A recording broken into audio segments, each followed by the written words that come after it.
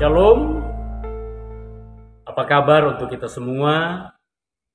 Berjumpa kembali kita dalam Renungan Harian, edisi hari Jumat tanggal 7 Februari tahun 2025.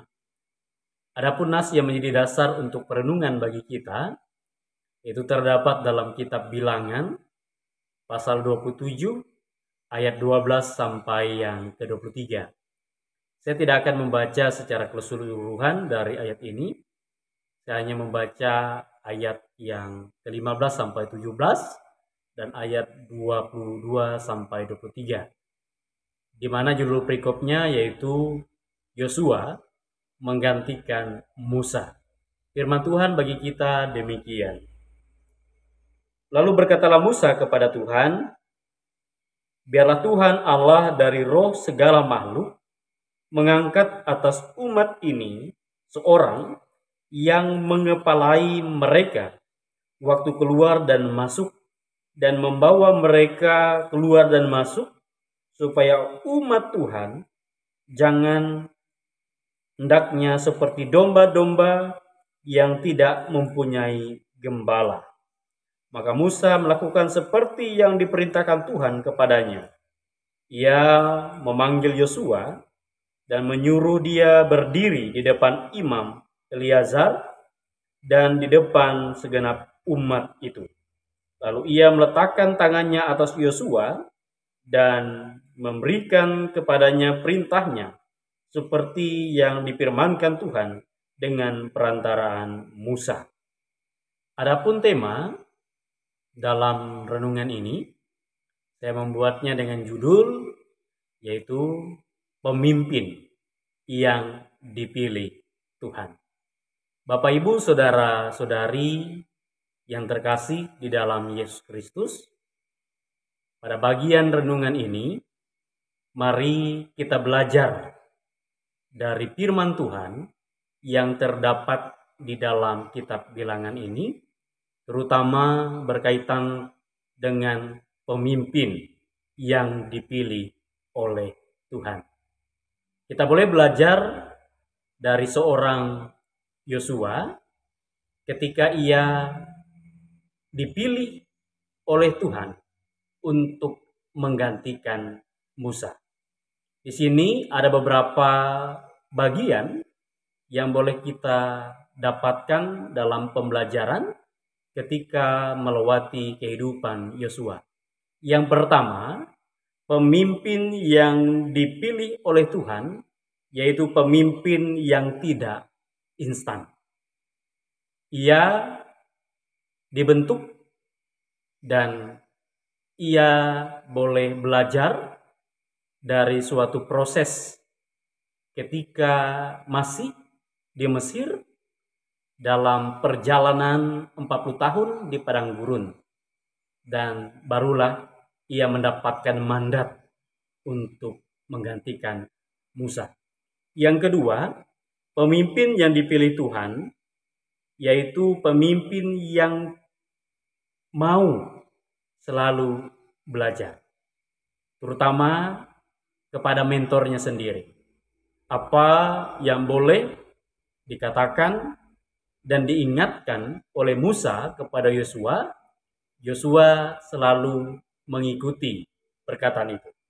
Kita boleh lihat dalam kitab Kejadian pasal 17 ayat 8 sampai 16. Ya, selalu senantiasa mau belajar, dan lebih ketika pemimpin yang dipilih oleh Tuhan yaitu pemimpin yang diperlengkapi.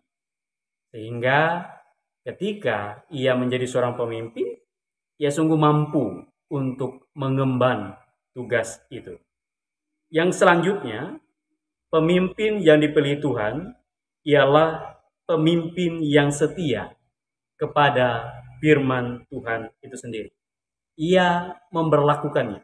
Terutama boleh kita lihat di dalam kitab Yosua pasal yang pertama ayat 7 sampai yang ke-9 dikatakan bagi kita, hanya kuatkan dan teguhkanlah hatimu dengan sungguh-sungguh. Bertindaklah hati-hati sesuai dengan seluruh hukum yang telah diperintahkan kepadamu oleh hambaku Musa. Janganlah menyimpang ke kanan atau ke kiri, supaya engkau beruntung kemanapun engkau pergi.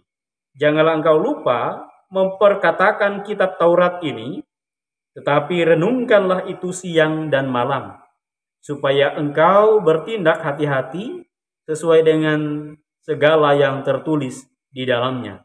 Sebab dengan demikian perjalananmu akan berhasil dan engkau akan beruntung. Bukankah telah kuperintahkan kepadamu, kuatkan dan teguhkanlah hatimu. Janganlah kecut dan tawar hati, sebab Tuhan Allahmu menyertai engkau kemanapun engkau pergi. Dan yang selanjutnya, terlebih yang paling penting ketika Tuhan sendiri yang memilih pemimpinnya, yaitu adalah pemimpin yang diberkati. Kita melihat tadi dalam bagian Bilangan pasal 27 ayat 23 dikatakan, lalu ia meletakkan tangannya atas Yosua. Tadi Bapak Ibu, saudara-saudari yang dikasih dan diberkati Tuhan, melewati peristiwa di mana Yosua menggantikan Musa sebagai pemimpin selanjutnya untuk memimpin bangsa Israel pada waktu itu. Ada beberapa poin yang boleh kita lihat, yang bisa kita pelajari dan senantiasa boleh kita tiru dari sikap hidup Yosua. Tadi yang pertama, ia dibentuk tidak instan, ia selalu mau belajar dan diperlengkapi, ia setia kepada firman Tuhan dan melakukannya siang dan malam, terlebih Tuhan berkenan memberkatinya. Biarlah melewati perenungan ini, kita senantiasa menjadi orang-orang hebat, orang-orang yang dipilih oleh Tuhan untuk melakukan pekerjaan dan karya keselamatan di tengah dunia yang panah ini. Tuhan Yesus memberkati kita semua. Kita bersatu hati di dalam doa. Mari kita berdoa. Terima kasih ya Bapa, karena Engkau boleh izinkan kami tetap berada sampai di hari yang ke-7 di bulan Februari tahun 2025 ini. Kami adalah alat di tangan-Mu. Dan ketika Engkau sendiri yang memilih kami rindu ya Bapa, supaya kami senantiasa boleh diperlengkapi, boleh senantiasa melakukan apa yang menjadi kehendak-Mu melewati firman-Mu.